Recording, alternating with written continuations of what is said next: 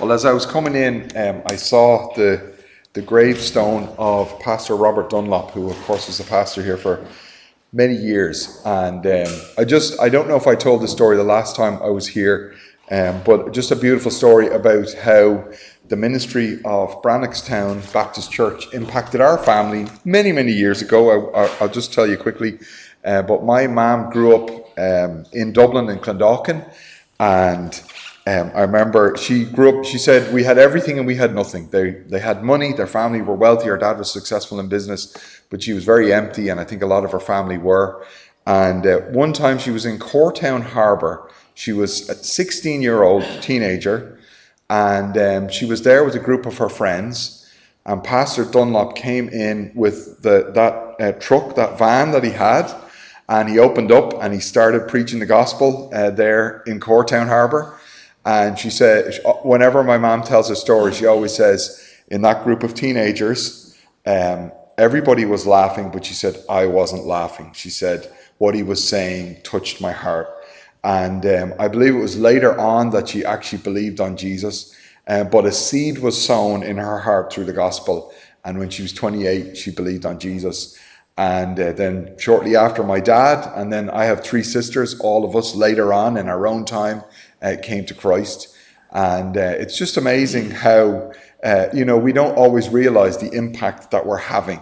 But I'm sure Pastor Dunlop would love to hear that story and say, oh, wow, God was doing things I never even realized as I reached out with the gospel. So just thank you for your faithful ministry as a church over the years, getting the gospel out. Now I'm going to get you to turn to 1 Samuel chapter 1. And when I should say, my dad is a pastor of a Baptist church now and has been for many years. So, he's done some good himself. So it's exciting to just see what God has done. So we're here in 1 Samuel chapter 1. And we want to look a little bit at the story in chapter 1. And a little bit it goes into chapter 2. We will look at that in a moment. But before we read our text, I want to read chapter 1 with you. I want to set a little bit of background. I remember as a child experiencing bullying, and probably every one of us at some point in our life, we've been targeted by someone else. Someone else has, treated us cruelly, and it's been very difficult to cope with. And sometimes we think of situations like that, and we think, does God really care about such situations? Well, I want you to answer that question after you hear our text and after we try to talk through and explain the story of Hannah and what God did in her life. But just by way of background, as we come to the beginning of 1 Samuel, this is the end of the period of the Judges. And the period of the Judges was not a good time in Israel's history. Joshua chapter 24 verse 31 says this, or I'm paraphrasing, but it basically says Israel served God until Joshua and the elders who had served with them and who had seen all the miracles God did as they came into the land. As soon as Joshua and those elders passed away, this plunged the nation of Israel into a lawless time. And really, the time of the Judges was a time of flagrant departure from God's laws. Judges 21 verse 25, which is actually the last verse of the book of Judges, says, in those days there was no king in Israel. Every man did that which was right in his own eyes. So you have a group of people that have a knowledge of God, but they're not following God. They're worshiping other gods. They're doing awful things as they worship those false gods like the nations around them. And we can see in the book of Judges there were different cycles. There's 7 distinct cycles we can count, where starting after the death of the elders that served with Joshua, where God's people would go away from him and they'd be worshipping false gods. And then a foreign power would come in and would conquer them and would take over. And they would be oppressed by that other force, the Philistines. At least one time, another people group, the Midianites, came in and took over, and this happened again and again. But then God's people would cry out to him and say, Lord, deliver us. We've sinned. We've drifted away from you. Lord, will you rescue us? We're oppressed here. And God would raise up a judge. Now, a judge was not just somebody who maintained justice and settled disputes. A judge was also somebody who would deliver the people. So he would come in and he would lead the people to cast off that occupying force. And then they would settle into a time of peace where they were independent again. They would try to serve God, and that judge would try to teach them and try to settle disputes and keep justice in the country. And this happened again and again. And shortly before the beginning of 1 Samuel, which again is at the end of this period of the judges, we see really a new low in the nation of Israel. And we're not going to go into detail, but basically there's a Levite traveling through near Jerusalem, and he comes to the city of Gibeah, and it's almost exactly what happened in Sodom and Gomorrah. This was a city of people that allegedly knew God, but they were just totally perverted and had drifted so far away from God. They were just living according to their fleshly lusts. And it was just really bad. And in fact, that whole incident sparked, just a time of mourning in the whole nation. How has this happened? How could this happen? That we're God's people and this city has gotten so far away from God. So it was a pretty difficult time.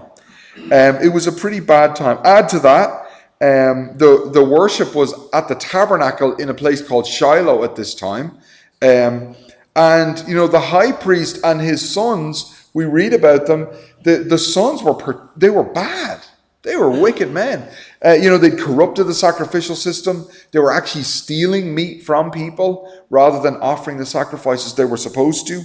This boggles my mind and breaks my heart. They were sleeping with the women that would come to the tabernacle. I mean, these were married men, and they were supposed to be representing God. They were priests, and yet they were stealing from people. They were taking advantage, as far as I can tell, of ladies. These were wicked men, So, when Hannah and her husband Elkanah come into the picture, this is a really dark time in Israel. Well, we're introduced in 1 Samuel to Elkanah, and I'm actually going to read it's not short, but I'm going to read the whole of 1 Samuel chapter 1, okay, to give us a bit of background, because as I often say, I don't want you to just take my word for what I'm going to say. I want you to be able to see it from the text of Scripture yourself. So 1 Samuel in chapter 1, and it says this: there was a certain man from Ramathaim, a Zuphite from the hill country of Ephraim, whose name was Elkanah, son of Jeraham, the son of Elihu, the son of Tohu, the son of Zuph, an Ephraimite. He had two wives. One was called Hannah and the other Peninnah. Peninnah had children, but Hannah had none. Year after year, this man went from his town to worship and sacrifice to the Lord Almighty at Shiloh, where Hophni and Phinehas, the two sons of Eli, were priests of the Lord. Whenever the day came for Elkanah to sacrifice, he would give portions of the meat to his wife Peninnah and to all her sons and daughters. But to Hannah he gave a double portion, because he loved her, and the Lord had closed her womb.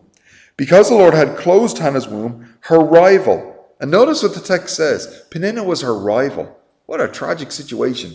In the home, two rival wives, but yet this was what was happening. Her rival, it says, kept provoking her in order to irritate her. This went on year after year. Whenever Hannah went up to the house of the Lord, her rival provoked her till she wept and would not eat. Her husband Elkanah would say to her, Hannah, why are you weeping? Why don't you eat? Why are you downhearted? Don't I mean more to you than 10 sons?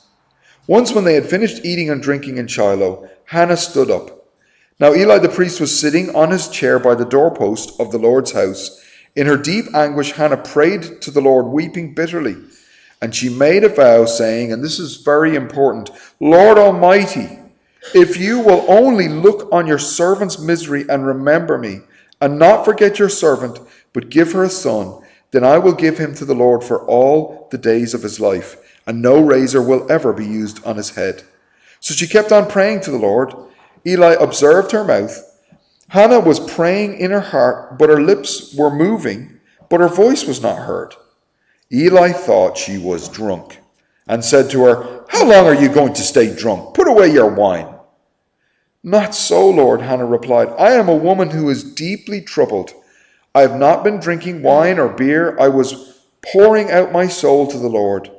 Do not take your servant for a wicked woman. I have been praying here out of my great anguish and grief." Eli answered, "Go in peace, and may the Lord God of Israel grant you what you have asked of him." She said, "May your servant find favor in your eyes." Then she went her way and ate something, and her face was no longer downcast. Early the next morning, they arose and worshipped before the Lord, and then went back to their home at Ramah. Elkanah made love to his wife Hannah, and the Lord remembered her. So in the course of time, Hannah became pregnant and gave birth to a son. She named him Samuel, saying, "Because I have asked the Lord for him." And we're actually going to leave it there. We will pick up and read a little bit more at the end of chapter 1 in a moment. But I think sometimes I have had the misconception, maybe you have too, that when we look into the Bible, the people in the Bible maybe didn't face the struggles we did. Maybe they lived in the olden times, and their life was vastly different from ours. But here we see a woman who's facing a very, very difficult situation. Now the passage really starts by introducing us to Elkanah.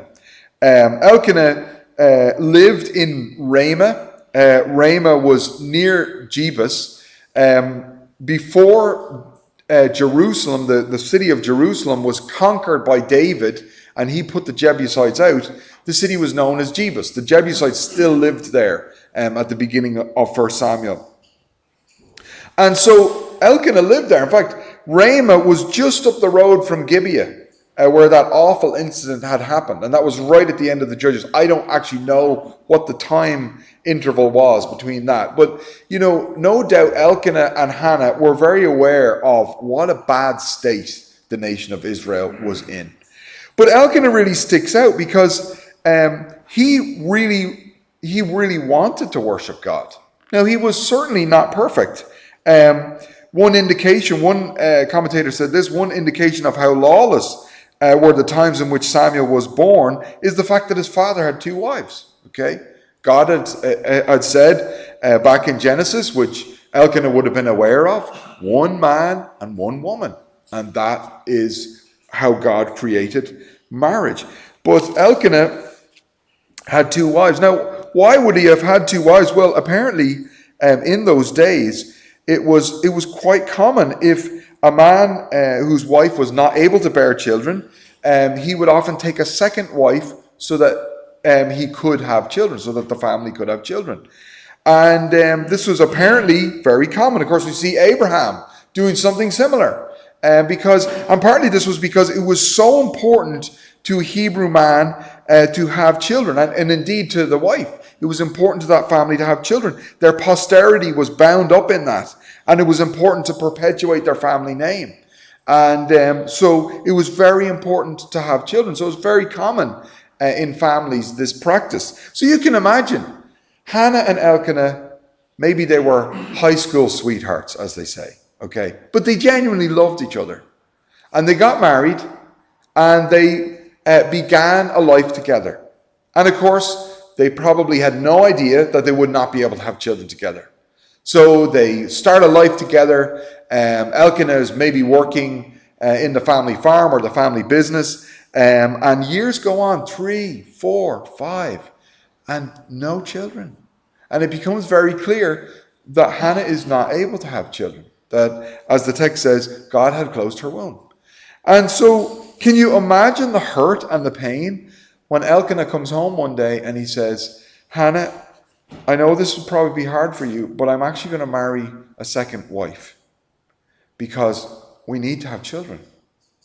Can you imagine? I know it was common in that day, but it must have been so hurtful. She must have felt so betrayed. She must have felt so hurt by her husband as this happened. And so, but this is what most likely happened. That is why he would have had two wives. So Elkanah, he's definitely not a perfect man. He's going along with the customs of his day rather than following what the Word of God has said in this way.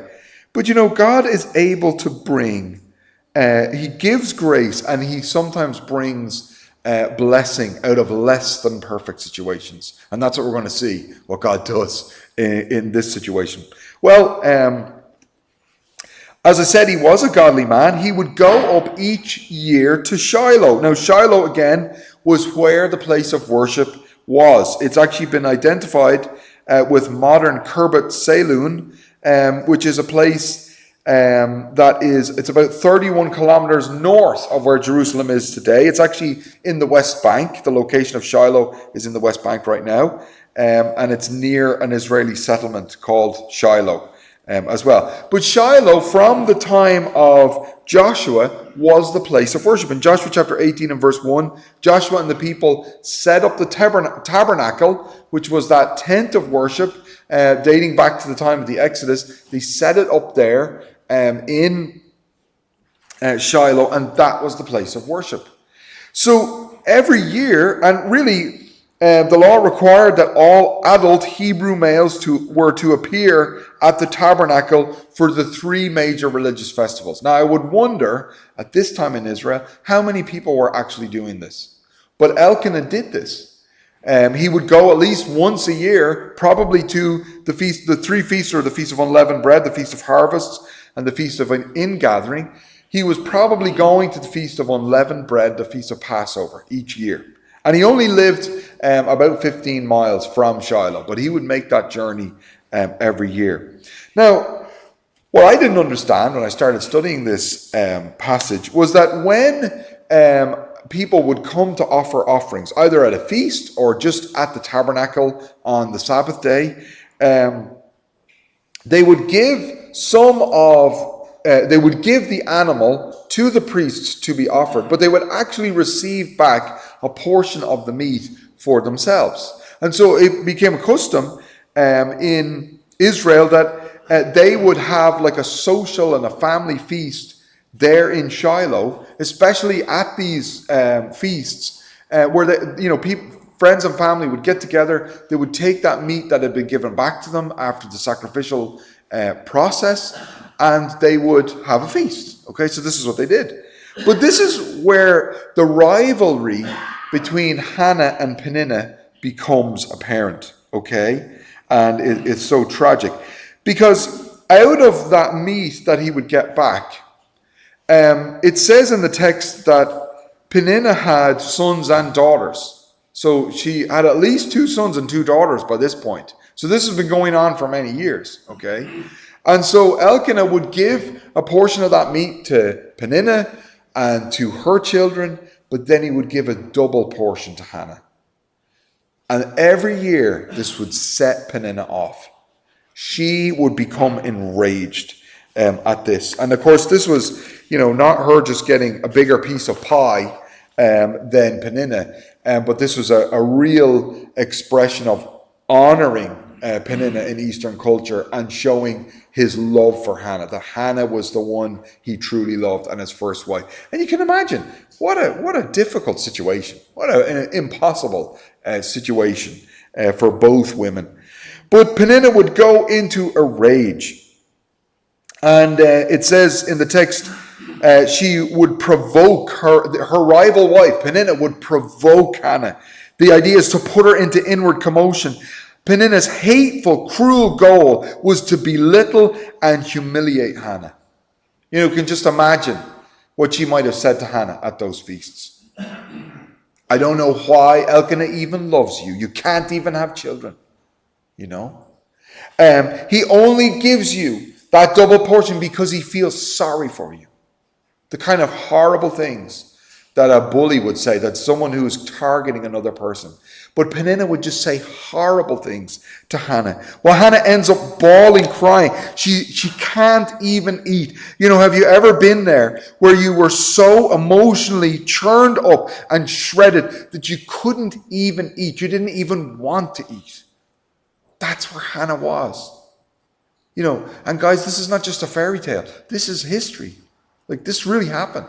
This is a real lady that went through a really awful and difficult time. And this had gone on for at least a decade, as far as I can tell. Because if you think about it, 3 or 4 years where they were probably, Hannah and Elkanah were married and there were no children. And then there were at least 4 children after Elkanah married Peninnah. So this was like a decade. This had gone on every year. This would happen every year. So Hannah was mocked and targeted by her peers. If you want a point for that first part, she was mocked and she was targeted by her peers, by her rival wife Peninnah. Well, Elkanah steps in and he tries to comfort her, as husbands often do. And sometimes we stick our foot in it, don't we? I know I have, okay? But he says to her, Hannah, why do you weep? Why do you not eat? Why are you downhearted? Am I not better to you than 10 sons?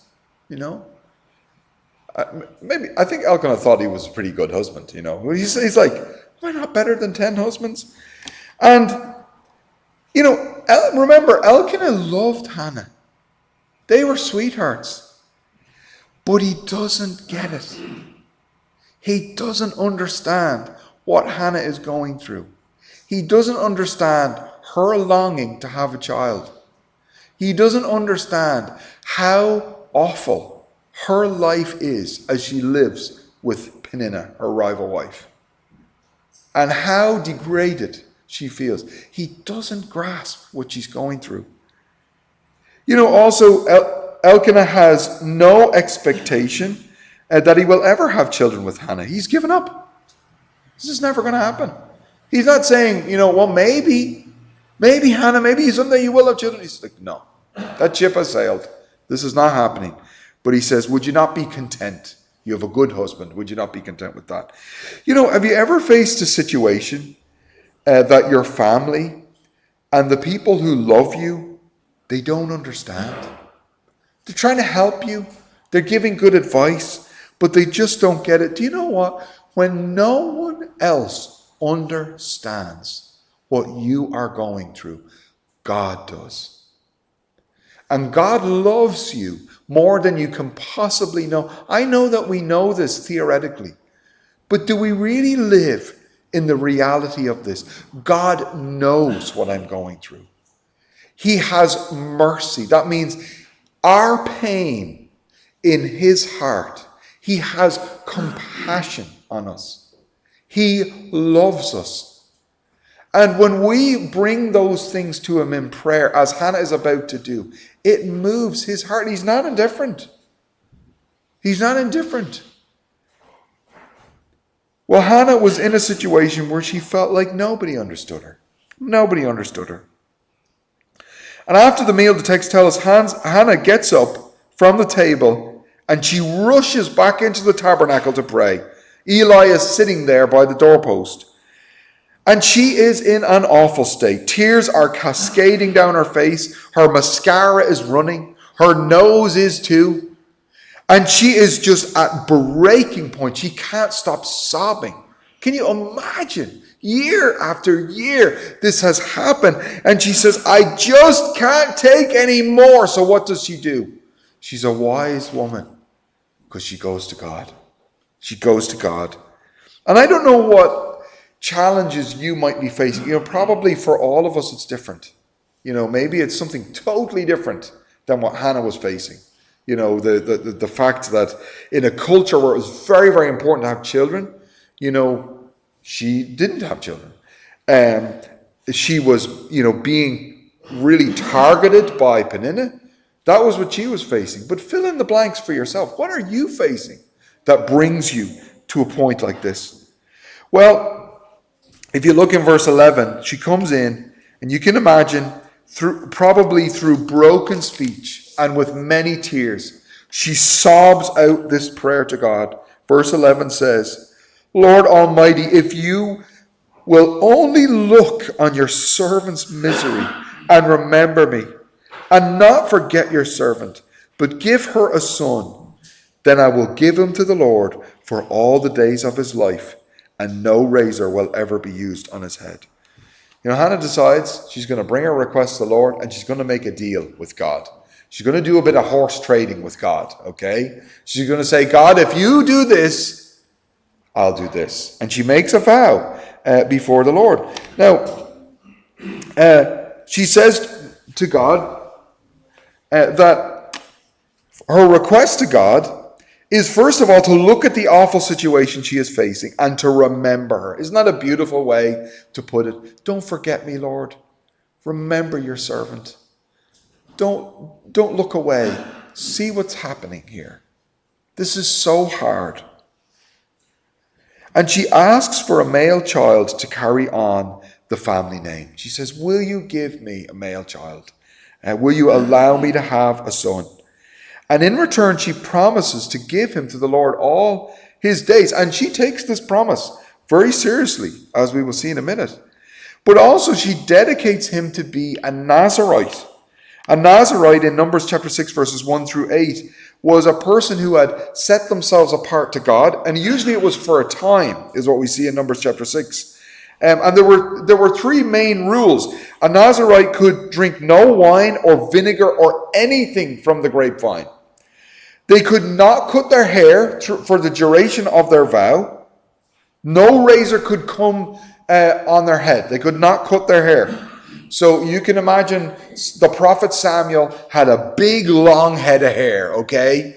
That maybe would make us all jealous. He had he had a big long head of hair. But that was the Nazirite vow. And also they could not go near a dead body, even if their close relative died. So you can imagine Samuel, even when Hannah and Elkanah passed.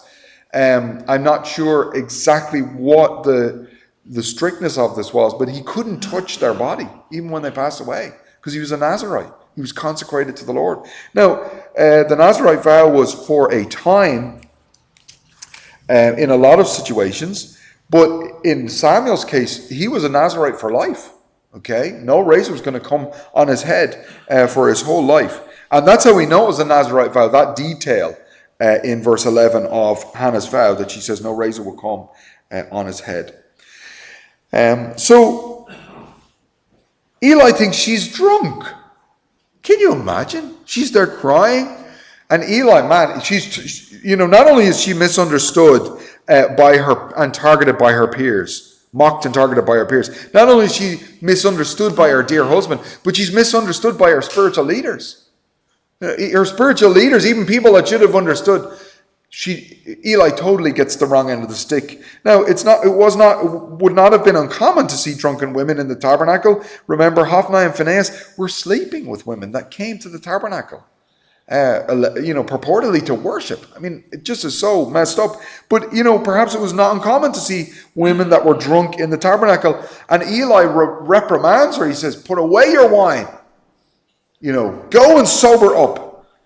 Stop this. And, Hannah explains. She says, I'm not drunk. I'm just out of the anguish of my soul. I'm making my request to the Lord. And as if to apologize, Eli says to her, a very kind of, in verse 17, very simple words, but he says, go in peace, and may the God of Israel grant you what you have asked of him. I don't think that Eli meant that as a prophecy, but it was a prophecy, okay? It's interesting, there's an incident like this in the Gospels where the high priest, I believe it's Caiaphas, he says something about Jesus dying for the people, and he's about to crucify Jesus, but he actually is prophesying, because the high priest was a very important role, and sometimes God would speak through them. And I think Eli, perhaps unknowingly, he's just kind of saying, may the Lord bless you. But instead, it's actually a prophecy. It's something that comes true. And notice the two parts of it. It says, go in peace. That's the first part. And may the God of Israel grant you what you have asked of him. Okay? So let's see what happens. Well, first of all, notice verse 18. She says, may your servant find favor in your eyes. Then she went her way and ate something, and her face was no longer downcast. first part of Eli's prophecy came true. She had peace. Now, think about that. Remember the state that she was in. Remember how distraught. Remember all those years of anguish. But she brought this to the Lord, and she left that tabernacle, and it says her face was no longer sad, and she was able to eat. Okay? You know, Philippians chapter 4 and verse 6 and 7 says this: be anxious for nothing, but in everything by prayer and supplication with thanksgiving let your requests be made known unto God, and the peace of God which surpasses all understanding will guard your hearts and minds through Christ Jesus. And you know, that's a New Testament promise that in this moment Hannah experienced, because God never changes. God never changes. And when she brought that, her prayer, her supplication, which means intense asking, pleading to God, God gave her supernatural peace. You know, this is peace when logically you should have anything but peace. But it is a direct result of bringing your worries to God in prayer. And she experienced peace. And you know, I think of the words of that song, what a friend we have in Jesus. Oh, what needless, and I'm going to get the words wrong, but you know the song very well. Oh, what peace we often forfeit. Oh, what needless pain we bear, all because we do not carry everything to God in prayer. And I'm guilty of that sometimes. I'm worrying about things, I'm all wound up, I'm looking to myself instead of to God. And we can have the peace that passes all understanding. Well then, as we close, the second part of Hannah's prayer, or really Eli's prophecy, comes true. He said, may the God of Israel grant you what you have asked of him. Well, Hannah goes home with Elkanah and Peninnah, this very strange family, okay, and all Peninnah's kids, and they go home, and God remembers Hannah. And she becomes pregnant. Can you imagine her joy after 10 childless years when she discovers that she's pregnant? I mean, she was just overjoyed. And she gives birth to a son, and she names him Samuel. And there's some little bit of uncertainty as to what this means. But in Hebrew, it sounds like heard of God. Heard by God. I think that is probably what Samuel means. Some people say it may mean given by God, but I think heard of God, because that was what. Can you imagine? That is what touched Hannah's heart that day. I don't know how they determined if a woman was pregnant. Probably the woman had to start, showing, her womb, and the baby was growing inside at that point. But when she realized she was pregnant, her response was, God heard. I wasn't alone in that tabernacle.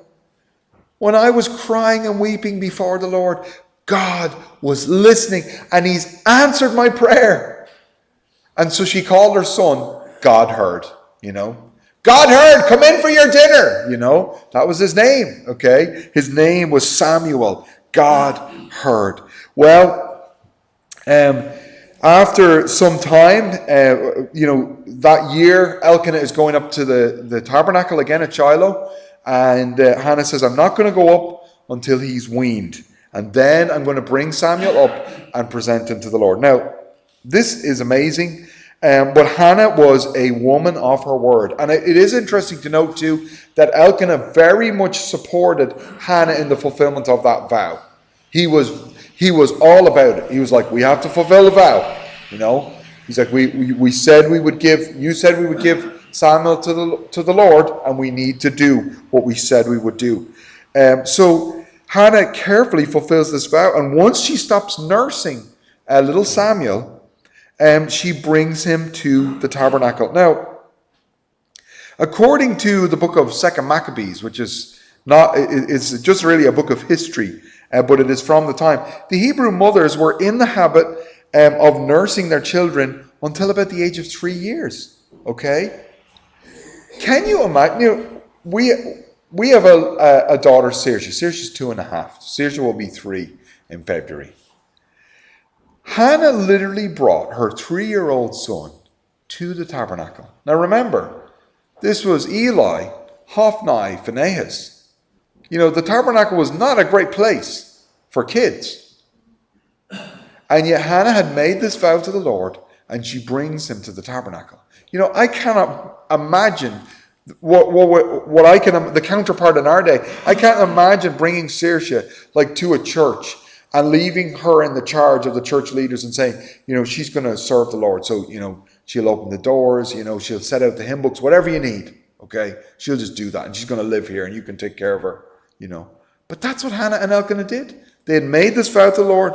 So they bring little Samuel to the tabernacle. Now she brings a 3-year-old bull, an ephah of flour, and a skin of wine. Numbers chapter 3, verse 9 to 10 tell us that was the offering for a special vow. So this was the special offering when you were fulfilling a vow to the Lord. And so they brought that.